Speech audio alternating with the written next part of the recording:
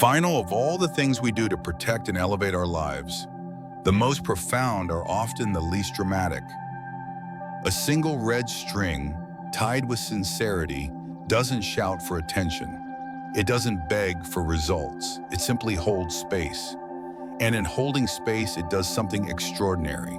It reminds us that energy is real, that boundaries matter, and that attention shapes experience. It turns the ordinary act of entering your home into a moment of quiet awareness.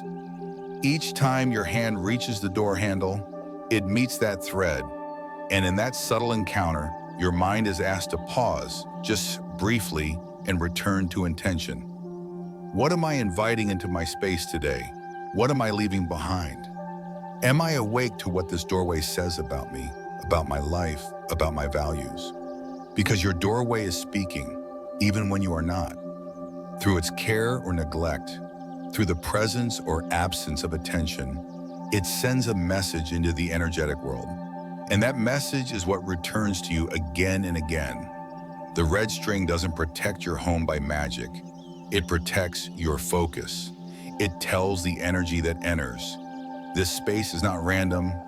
This life is not unguarded. And what flows here flows with meaning. Feng Shui does not replace effort. It refines it. It shapes the unseen so that your seen world, the one of actions, decisions, relationships, can move with more clarity and less resistance. Energy is never still.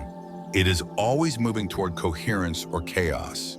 And the red string, when used with intention, becomes a tiny but potent lever that tilts that motion in your favor.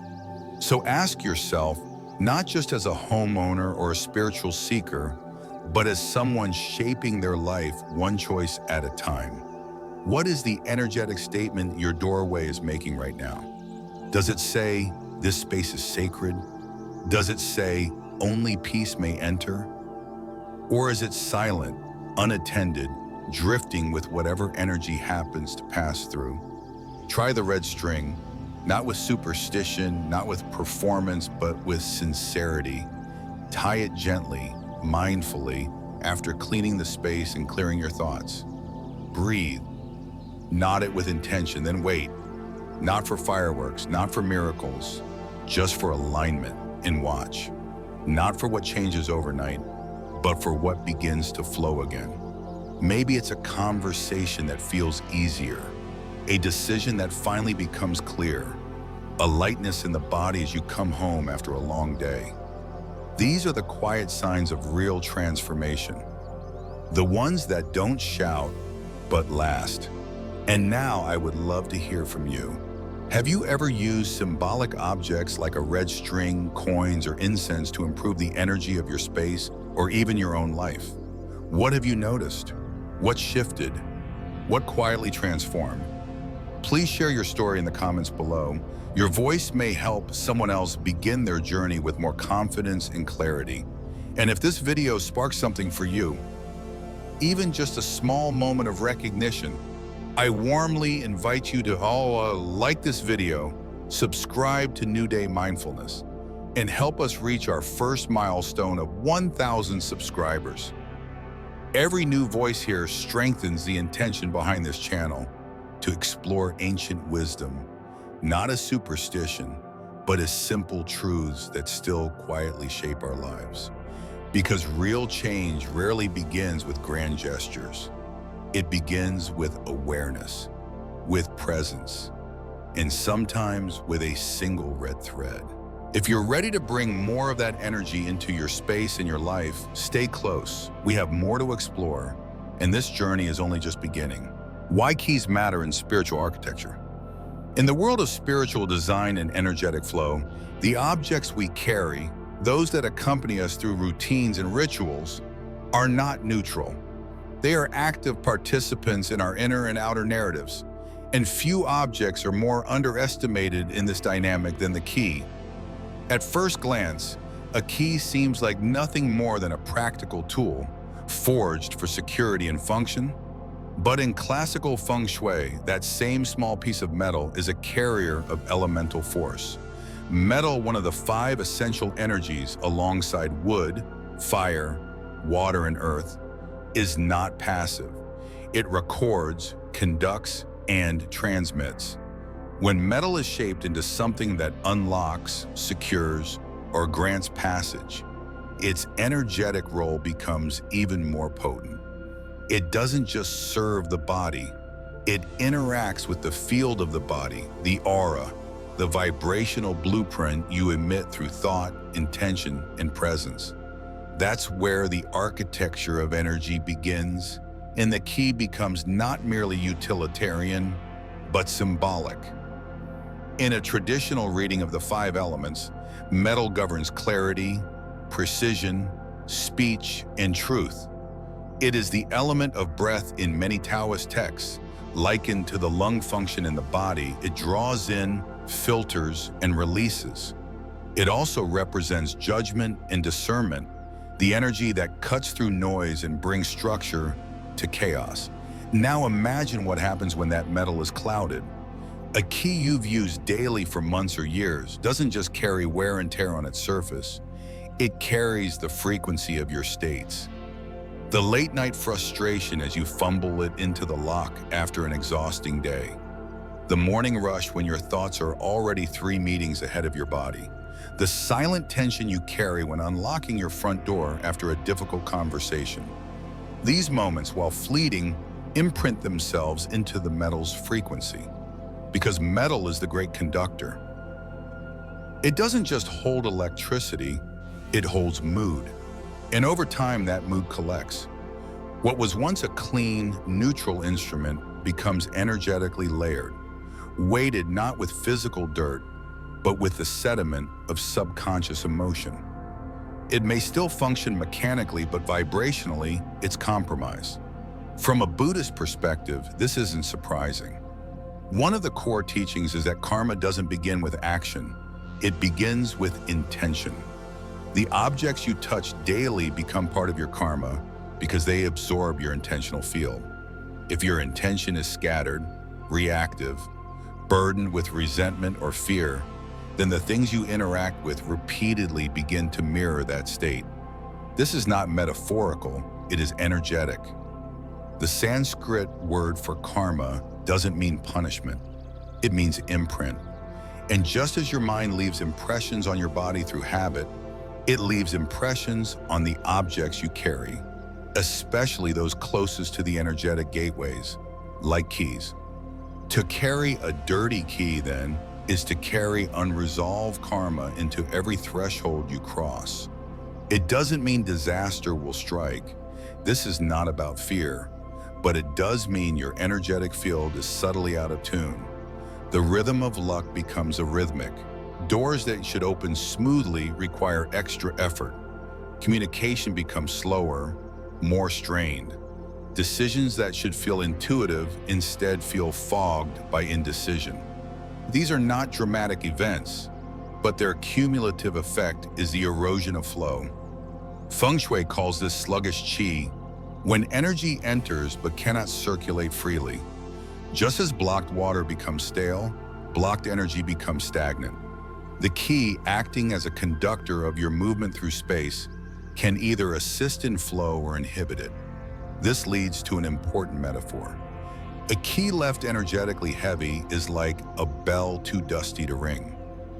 The shape is still there, the potential is still intact, but the sound, the clear resonant signal, is muted. No one would blame the bell for failing to sound if dust has caked its surface. But once cleaned, even gently, its original tone returns. So too with your key. Cleansing it is not just about removing old energy, it's about restoring the clarity of your own signal, how you engage with the world, how you unlock your own potential, how you cross thresholds not just with habit, but with presence. This is why the rituals we will explore later are not superstitious behaviors. They are recalibrations. They acknowledge that spiritual architecture begins not with temples or altars, but with the unseen details of everyday life, with the key in your pocket, with the moments you barely notice. And once you begin to treat these moments with reverence, even subtle reverence, you'll start to feel the field around you respond. That's the quiet power of spiritual architecture. It doesn't shout, it resonates. 1. Return to earth, bearing for reset. When an object becomes energetically dense, weighted with habitual thought, emotional residue, and unconscious repetition, it no longer functions only in the physical dimension. It begins to vibrate with accumulated memory, subtly affecting the quality of interaction between you and the space it serves. In Feng Shui, when this object is metal, the prescribed antidote is earth. Earth governs containment, grounding, absorption, and transformation. To cleanse such a metal object, especially one as symbolically charged as a key, the first step is to return it to earth, not as an act of disposal, but as a ritual of rebalancing. Begin by wrapping the key in a piece of natural cloth.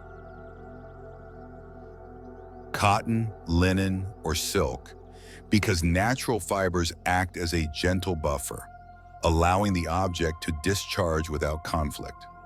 Within this wrap, you may choose to place a few sacred herbs: bay leaves for stability and rootedness, cinnamon bark for prosperity and upward movement, and rosemary sprigs for energetic clarity and purification. These aren't chosen arbitrarily. Each herb carries its own frequency, used in both Buddhist ceremonial incense and classical earth rituals.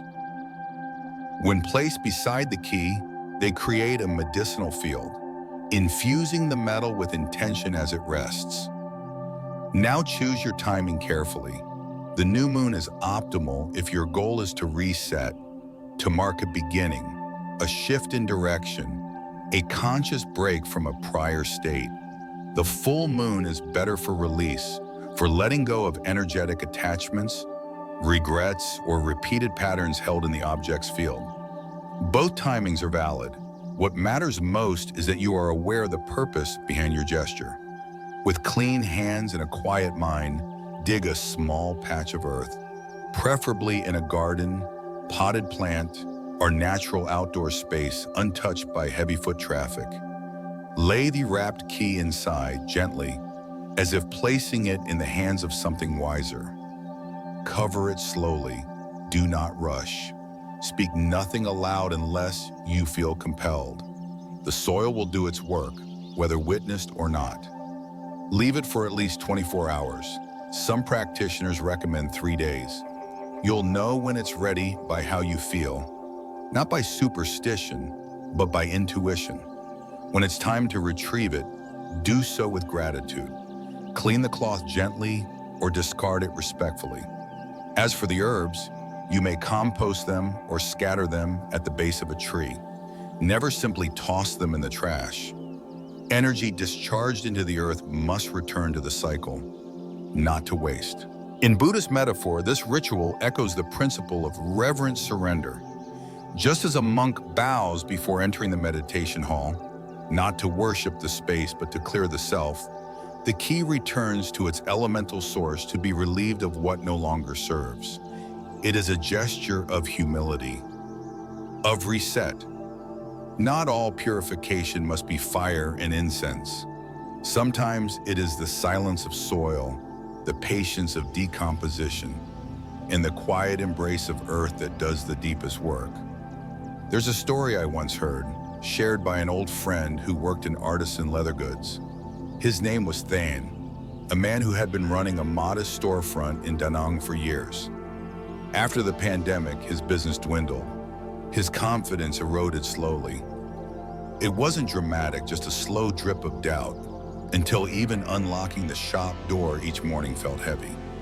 One day, remembering a teaching his father shared with him decades ago, he wrapped the shop key in a white linen handkerchief, added a bay leaf and a pinch of ground cinnamon, and buried it at the base of an old orange tree behind his workshop. He said nothing, just waited. On the second night, the rain came gently, as if blessing the act. On the fourth day, he retrieved the key, wiped it with a drop of lemongrass oil, That same week, a call came. A business license he had applied for months earlier, one he had given up hope on, was suddenly approved. He laughed when he told me, not because he believed in magic, but because the ritual reminded him to step out of his own blockage. "I think the earth cleared me," he said, "more than the key." This is the nature of these practices. They do not guarantee results. They do not command energy like soldiers. They attune it. They invite it. And when done with sincerity, not fear, not force, but soft clarity, they often yield far more than we expected. So bury your key not to throw it away, but to listen. Let the ground do its work. And when you retrieve it, you may just find that the key opens more than a door. It opens something in you. 2. The smoke that removes invisible weight. In many ancient cultures across Asia and beyond, smoke was never used for aesthetic purposes alone. It was not about fragrance, nor merely for ritual ambiance. It was, and still is, a vehicle, a pathway through which the formless world carries away energetic residue, like wind brushing dust off a surface that the eye cannot see. When you light a stick of sandalwood, a small bundle of sage, or a thin coil of agar wood, what you are activating is not just aroma, but release. The fire that transforms solid to vapor, form to ether, also holds the capacity to transmute emotional and energetic weight into something non-returnable. This is the key to the second ritual, using smoke to cleanse and restore your key's energetic clarity. Begin with presence. You don't need a ceremonial space, just a quiet one. Light your chosen botanical. If you can, choose the material intentionally. Sage for purification, sandalwood for inner stillness, sacredness, agar wood for clearing karmic stagnation. Hold the burning element in one hand and the key in the other. Then slowly pass the key through the rising smoke. Not with haste, not as if rushing to finish a task, but gently, thoughtfully. Let the smoke wrap around the metal. Let it touch the crevices of the key, especially around the notches, the cuts that actually engage the lock. These grooves, after all, are where imprint accumulates. And energy often hides where attention rarely goes. As you pass the key through the smoke, speak softly, not to the air, but to the act. Say something simple but rooted. "I clear what no longer serves." Or, "This key carries only clarity." Or say nothing at all and simply breathe in rhythm with the smoke.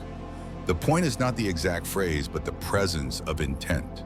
The smoke carries your words like offerings, upwards and outwards. In Buddhist temples, the purpose of burning incense before meditation or prayer is never to please the nose. It is to transform attachment. Fire burns through illusion. Smoke lifts it away. What is given to fire in spiritual logic does not return in the same form. That is its sacred function. And in this moment, your key, an object that has witnessed so many of your emotional thresholds, receives that purifying grace. From a Feng Shui perspective, smoke is considered a subtle activator. It shifts stagnant qi in ways more delicate than sound or water. Because it rises, it affects the higher levels of the space, what we call the heavenly planes in Chinese metaphysics. When you cleanse your qi with smoke, you're not only purifying it, you're inviting heavenly influence into something grounded and known and personal. This is especially important when the qi is used to access spaces of creation, a studio, a business, a sacred room. Before launching a new project or making a major decision, cleanse the qi that opens that space. Let the act become part of the preparation, just as washing one's hands becomes the beginning of cooking or art making. It's important, however, not to treat this act as a performance. If you light the smoke without attention, scrolling your phone in one hand, distracted, impatient, the ritual becomes a hollow shell. It will smell the same, but the field will remain unchanged. The smoke is not magic, it is responsive, and it will only carry away what you're willing to release. That is the unspoken agreement between fire and form. I once witnessed a woodworker named Elijah, an old friend who lived deep in the Pacific Northwest, perform this act every Sunday evening. He didn't call it a ritual, he didn't name it anything. But he would light cedar, pass the keys to his workshop through it slowly, then leave them hanging near his door. He said he didn't care whether it worked or not, but what he noticed over time was that when he skipped the practice, the wood didn't cut the same. His hands trembled a little more. The ideas didn't flow. He didn't blame the key. He blamed the cloudiness that settled around his focus when the act of beginning was forgotten. It's not about superstition, he told me once while trimming a new piece of maple. It's about reminding myself to enter the space clean. And that is what this is truly about. Not about smoke as spectacle, but as signal. A reminder to ourselves that we can begin again. That before we unlock a space, we can unlock a little clarity within. So hold your key, watch the smoke rise, and as it does, let something old lift away with it. You may not see it, but you will feel it in the ease of the door opening, in the weight of the handle, in the way your body enters next time, not with burden, but with breath. 3. The element of cleansing, saltwater bath. Cleansing through water has always been one of the oldest and most instinctive rituals across cultures. From sacred river baths in Varanasi to the quiet act of rinsing one's hands before entering a Buddhist temple, water serves not only to clean the body, but to clarify the field around it. When combined with salt, an ancient absorber of heavy energy, the effect becomes not just symbolic, but transformative. In this ritual, we turn to the simplest materials available to us: clean water and unprocessed sea salt. The goal is not purity by outer standards, but resonance, the realignment of your ki with its original neutrality, stripped of everything it has absorbed from the days you barely had time to think, the moments you entered with stress still humming in your chest, the nights when exhaustion had you unlocking doors with heavy hands. Begin by choosing a bowl that feels grounding. Ceramic or glass is best, materials that don't interfere with the field. Fill it with enough water to submerge the ki fully and stir in a generous pinch of natural sea salt. Table salt may suffice in a pinch, but it lacks the vibrational texture of sea or Himalayan salt, which carries the imprint of sun, earth, in time. Stir clockwise with the right hand, as tradition often guides movement, aligning with building rather than breaking. Before you place the ki into this small vessel, pause, hold it in your hand, look at it. Let it remind you of where it's been, not in location, but in feeling. What conversations has it punctuated? What rooms has it opened during tension or grief? What states of mind has it accompanied you in? There is no need to judge, only to acknowledge. When you are ready, lower the ki gently into the salt water. Let it rest there for at least 30 minutes. Some practitioners suggest 3 hours, others suggest overnight. What matters most is not the clock, but your clarity. While the ki soaks, sit nearby if you can. Don't distract yourself. This is not a task to walk away from, but a moment to steep your awareness. As the salt water pulls from the metal, let your own mental field soften. Release the inner grip of what needs to be done and allow a layer of your own day to dissolve with the act. Now here's the part most often missed: the disposal of the water. Never in traditional Feng Shui or temple practice would you pour this water down the sink. When water has held the energetic residue of your intention, your cleansing, it becomes part of a subtle exchange. Pouring it casually into a drain sends that energy into shared pipes, public systems where it circulates without containment. Instead, choose a return path. Offer the water to the roots of a healthy tree or into the soil of a plant that can receive. Let the absorption be grounded. In Buddhist practice, The closing of a ritual is as sacred as its beginning. How you complete an energy gesture determines how fully its lesson integrates. So complete this one consciously. If you live in an apartment with no access to nature, even pouring it into a plant pot with a silent bow will suffice. But do not discard it without acknowledgement. This ritual is less about results and more about recalibration. Water carries the wisdom of yielding, of flow. Salt teaches boundaries. It absorbs, but does not retain. Together, they do something few other pairings can. They pull the story out of the object and leave it empty, open, and available to serve you again. It's worth asking yourself quietly as you finish, what have my keys seen me carry lately? Not just the errands and the to-do lists, but the invisible. What have they held for me while I push through the day? Fear, fatigue, determination, resignation? Your keys know more about your state than your calendar does. They are witnesses, silent but attuned.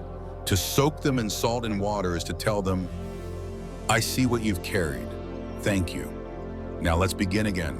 Or anointing with oil, inviting a new frequency. There is a moment after cleansing and before re-entry into use when an object is most receptive. It has been emptied, rinsed, cleared of residue, but it is not yet imprinted with new direction. That is the window for anointing. In this state, your key is not just a tool, it is a vessel waiting to be recharged, not only to carry you forward mechanically, but to signal a shift in the energy you bring to the spaces it touches. The oil you choose is not chosen for scent alone. It is selected as a carrier of vibration. Each essential oil holding a different emotional frequency, a different pulse of energetic message. Frankincense, long used in sacred rites, lends protection and spiritual integrity. Peppermint brings clarity and decisiveness, excellent for those navigating confusion or indecision. Orange, especially wild or sweet orange oil, activates abundance and optimism, energizing the space it is infused into. Lavender is sometimes added to bring calm and to soften reactivity in emotionally charged homes. To begin, ensure your key has already been cleansed through soil, smoke, or salt. The field should be neutral, quiet, unburdened.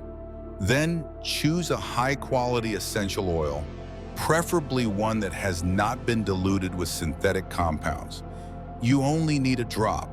Place it on the tip of your index finger and hold the key gently in your other hand. Touch the oil to the surface of the key just at the base of the handle or along the shaft near the teeth. You're not bathing it, you're consecrating it. This is not about covering the metal, it's about connecting to its field. Move slowly, don't rush. As you touch the key, allow your attention to follow your finger. Say nothing at first, just breathe. Let the scent rise into your awareness and observe how it shifts your internal tempo. If thoughts come, let them pass. This is not the moment to think about outcomes or tasks. This is the moment to attune.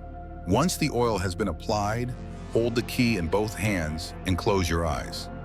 Now visualize not the specific doors you want to open, not the things you want to acquire or achieve, but how you want to feel when that key turns in your hand. Do you want peace as you enter your home? Confidence as you unlock your studio? Gratitude as you open your safe or drawer or workspace? Focus your visualization on that emotion, that inner texture. Let it fill your breath. Let it coat the object like invisible gold. The key now becomes a transmitter, not just of your will, but of your emotional state. In Buddhist understanding, oil is considered condensed vitality. It's plant consciousness in liquid form, pressed from leaves, roots, and bark that grew in rhythm with the Earth's deeper cycles. When applied with sincerity, it doesn't just affect matter, it softens energy. In temples, oil is often used to anoint statues, sacred tools, and offerings, not to decorate them, but to awaken them. to invite qi into form. From a Feng Shui standpoint, scent carries intention further than most people realize. While color and shape influence the visible plane, scent works with the subtle layers, those that are remembered by the nervous system long after a space has been left. When you anoint your qi, you are embedding a whisper into your environment. Each time you hold it, even unconsciously, that whisper returns. It says, "This space opens with awareness. This act begins with alignment." Over time, the field around that qi begins to respond. The space behind the door feels lighter. The transition between outside and inside feels less abrupt. This is not because the metal changed, but because your relationship with it did. And this is the core teaching. Ritual is not about manipulating matter. It is about clarifying meaning. Anointing your qi is not a superstition or a trick. It is an act of subtle authorship. You are rewriting the energetic imprint of a tool you rely on daily. You are making it a collaborator rather than a forgotten extension of your hand. And every time you touch it afterward, you remind yourself, not of control, but of care. 5. Sunlight charging, the return of yang energy.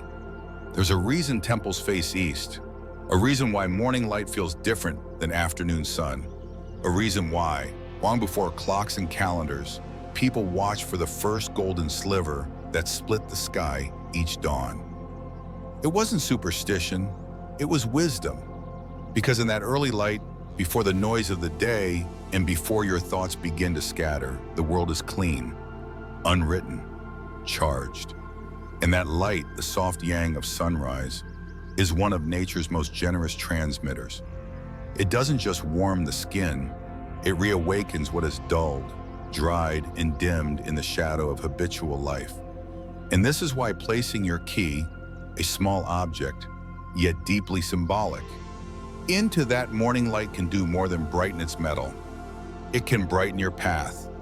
Not every ritual needs herbs, incense, or chanting. Some require only your willingness to let something simple do the work. A beam of light, an east-facing window.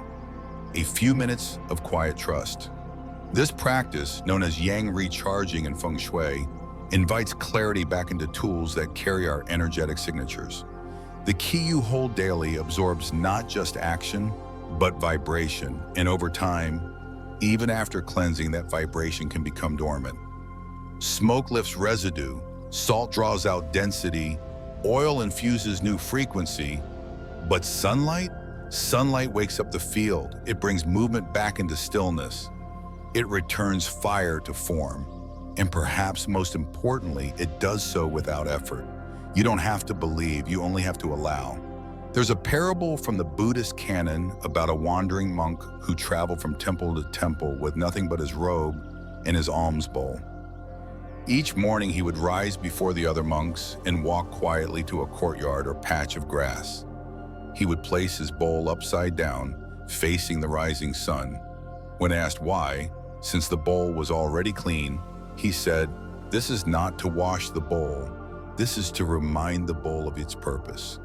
It is here to serve. And service, like sunlight, should not carry yesterday's shadow." That teaching stayed with me because so often we cleanse, but we do not reactivate. We remove the weight, but we forget to invite new vitality. And without that invitation, even cleansed objects can become energetically dull. Your qi deserves that invitation because it does more than unlock a door. It crosses thresholds, carries momentum, transfers your intention from one world into another, from the street into your sanctuary, from the office into your creative space. When placed in the sun, particularly the morning sun, it begins to resonate again with yang energy, outward moving, clear, decisive, radiant. In Feng Shui, yang is what makes action fluid and strong. It is what helps qi move with purpose, not confusion. When your qi is recharged with that light, its role as a guide, not just a tool, becomes restored. To perform this ritual, find a space in your home that receives direct, gentle morning light. Ideally an east-facing window or patio where the light is not filtered by thick glass or heavy curtains. It does not need to be long. 15 to 20 minutes is enough. What matters more than duration is consistency and intention. Place the key on a natural surface if possible, wood, cloth, or ceramic. Avoid plastic or electronic devices nearby, as they can distort the vibrational clarity of the space. As the key sits in the light, sit near it. Watch the way the light plays across its edges. Notice the soft gleam that returns. Breathe with the light, not to control it, but to receive it. You may silently offer a thought, not as demand, but as direction. May this key carry clarity into every space it opens. You may be surprised what happens afterward. It won't necessarily be loud, but it may come as a lightness when you reach for the key the next day. A smoother flow in conversations. A sense of timing that finally aligns. Or perhaps nothing visible, but a deeper sense of alignment within you. The difference between pushing through a door and feeling the door greet you. That is the subtle power of recharging with sunlight. It's not about worshiping the sun, it's about returning your tools to the rhythm of nature. The same rhythm your body longs for when life feels chaotic. The same rhythm your breath remembers when you finally slow down. This practice is not superstition, it is alignment. It does not promise miracles, but it restores clarity. And clarity creates its own kind of miracle. Momentum without strain, precision without force, opportunity without chase. It brings the yang back to the objects that serve you, not to dominate, but to move you forward with lightness and integrity. Before we move on, I'd like to invite you, gently, sincerely, to support this channel if this message resonates with you. New Day Mindfulness is a small space, but it's built with care. If you found value in what we've just shared, this quiet return to the natural wisdom of light, I would deeply appreciate a like, a share, or even a quick subscription. It helps me reach 1,000 followers, which unlocks new ways to bring this kind of grounded, non-dramatic wisdom to more people who might be searching for it quietly, just like you. Your action supports more than a channel. It helps build a community around sacred simplicity, and I thank you for that. Storing and maintaining the vibration. Once the key has been cleansed, charged, and anointed, its field is no longer neutral, but subtly tuned to a new frequency, one that resonates with your renewed intention. But just like any energetic pattern, if not maintained, it begins to degrade, not because of malice or neglect, but simply due to the friction of modern living. To preserve the vibration, your next step is storage, not as an afterthought, but as a continuation of the ritual. In classical Feng Shui, objects of significance are never left exposed to chaos. They are stored in ways that respect their energy, in places that reinforce their purpose. Your key is no different. Instead of tossing it onto a cluttered table, letting it rest beneath a tangle of receipts and cables, create a small, dedicated home for it. A clean pouch, preferably made of silk or natural fabric, offers insulation from disruptive fields. A wooden box adds grounding, especially when placed on an altar, bookshelf, or sacred space in your home. For those who understand the directional flow of energy, placing the key's container in the southeast corner of your space aligns it with wealth and opportunity. In the 5-element cycle, southeast is governed by wood, which feeds the growth and movement of intentions seated in metal. The key, being metal, can be placed here not to dominate, but to be supported, its function harmonized with the environment that surrounds it. Avoid placing it near phones, televisions, or electronic devices that emit constant pulses of electromagnetic interference. These signals, though invisible, fragment the calm coherence of an object that has just been spiritually refined. Likewise, do not keep your key beside other metal objects unless they too have been intentionally cared for. Magnets, in particular, may distort its subtle field, pulling or suppressing its signature unintentionally. Instead, consider reinforcing the field by introducing a small companion object, just one, no more. A red ribbon, for instance, gently tied through the key ring, brings in fire energy, symbolic of vitality, protection, and movement. A 3-coin talisman tied with red string is often added to invite prosperity and balance. And if you seek clarity above all, a small quartz crystal, clear or smoky, placed next to the key during storage can help stabilize and amplify its field without overwhelming it. These additions should be quiet, not decorative for the sake of appearance, but chosen for resonance. More is not better. The most effective Feng Shui is never ornate. It is precise. The final layer of maintaining the vibration is not spatial, but behavioral. Each time you touch the key, whether reaching for it before leaving home or placing it down at day's end, use that moment as a brief anchor. One breath, that's all it takes. Not a full meditation or ritual, just a pause. Inhale, feel the weight of the key in your palm, and ask yourself, what do I want to welcome today? This micro habit transforms the mundane into the mindful. Over time, the key becomes not just an object of access, but of orientation, a compass reminding you to re-enter your day with clarity, not reactivity. It is in these small, invisible gestures that your space and spirit begin to harmonize. Not because you made a grand change, but because you listened to metal, to movement, to the language of energy itself. A life shift through a simple key ritual. In the early years before Alibaba became a household name, Jack Ma was not seen as a tech prodigy. He was rejected from dozens of jobs, including KFC. He had no background in computer science. But what he did have was an extraordinary relationship with energy, not in the mystical sense, but in his discipline of preparing himself before walking into any room. In one interview, Ma recounted how he would begin each morning by touching the keys to his office, not just grabbing them, touching them with a sense of deliberate entry. For him, that small key represented more than a door to a building. It was a psychological trigger, a moment to set intention before entering the energy of a workspace. He once shared, "I always believed how you begin your day affects how your business flows. If your hand trembles as you open the office door, your team will feel it. So I learned to steady my breath and touch the key with focus." He may never have used the word Feng Shui, but the action was aligned with its core. Qi follows intention, and entryways absorb your state of mind.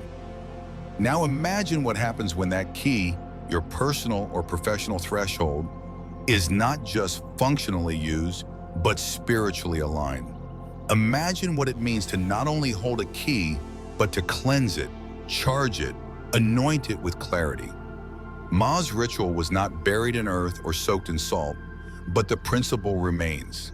He honored the transition between inner and outer worlds, and that made all the difference. In later years, as Alibaba scaled, Ma became known for creating energetically balanced workspaces, natural light, calming tones, flow-friendly floor plans. He understood that unseen forces shape visible outcomes. And it began not in a boardroom, but with how he touched his key. This kind of intentional gesture isn't about tradition, it's about tuning. Whether you're a billionaire tech founder or a school teacher unlocking a classroom, the principle holds. The vibration you carry into a space determines what that space gives back to you.